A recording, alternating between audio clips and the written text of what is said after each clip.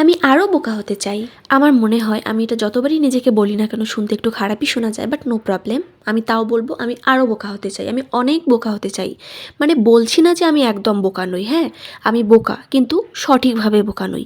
আমি এতটাই বোকা হতে চাই যে কখনো কাউকে যেন বুঝতেই না পারি কার মনে কি চলছে, কে আমায় কি বোঝাতে চায়, কোন দিক থেকে খোঁচা মেরে কথা বললো।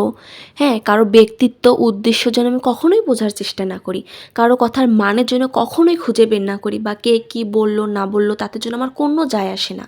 তা জীবনের উদ্দেশ্য কি আমার, 5-6 মাস পর আমি কি করব, এটাও যেন আমি না ভাবি, ফিউচার নিয়ে কি করব এসব তো বাদই দিলাম, এসব তো মাথাতেই নেওয়া যাবে না। আমি জাস্ট এতটুকু ভাববো, আজ কি রান্না করব, সকালে কি খাবো, দুপুরে কি খাবো, রাতে দেখা যাবে বাসি সবজি টবজি এসব কথা ভাববো।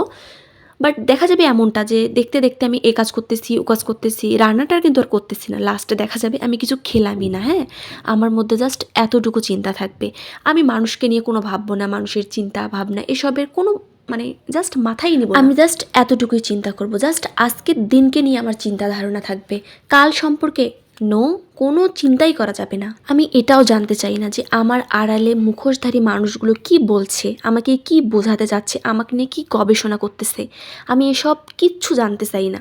ভাই যে যা বলার আছে বলতে থাকো, নো প্রবলেম। হ্যাঁ, দিন শেষে কিন্তু দেখা যায় যে যারা বোকা, হ্যাঁ তারা অনেক সুখে থাকে, বোকারাই সুখে থাকে।